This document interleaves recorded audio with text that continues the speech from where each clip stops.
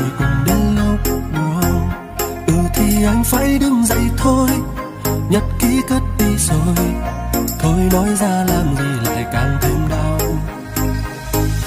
Nếu quay thời gian đến lúc đầu để nói rằng này chàng trai hãy nhớ cho người con gái cô đơn lắm đấy, tại sao không níu lấy để mất đi một người chỉ vì vô tâm.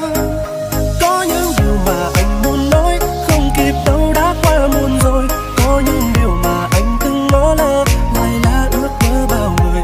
Là tại anh nỗi đau đi đến suốt đời, khi yêu chỉ cần như thế.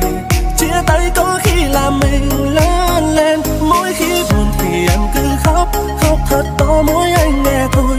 Mỗi khi đau niềm đau cũng sẽ đôi, vì anh vẫn yêu em nhiều. Dòng thời gian sẽ trôi để anh thấy rằng chia tay thì ta mới thấu mình đã sai từ đâu.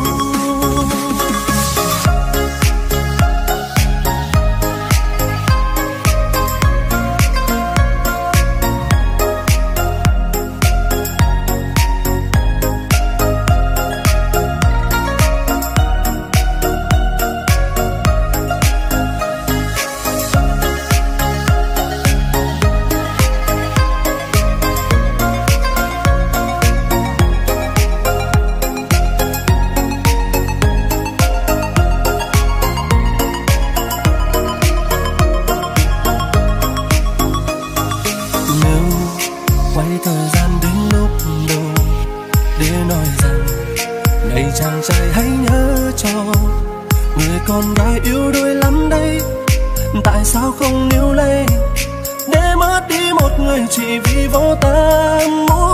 Có những điều mà anh muốn nói không kịp đâu đã qua muộn rồi, có những điều mà anh từng ngỏ lơ lại là ước mơ bao người.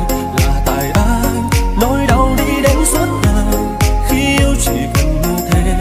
Chia tay có khi làm mình lớn lên, mỗi khi buồn thì em cứ khóc, khóc thật to mỗi anh nghe thôi. Mỗi khi đau niềm đau cũng sẽ đôi, vì anh vẫn yêu em nhiều. Dòng thời gian sẽ trôi để anh thấy rằng chia tay thì ta mới thấu mình đã sai từ đâu. Có những điều mà anh muốn nói không kịp đâu đã qua muộn rồi, có những điều mà anh từng ngỏ lơ lại là ước mơ bao người. Là tại anh nỗi đau đi đến suốt đời, khi yêu chỉ cần như thế. Chia tay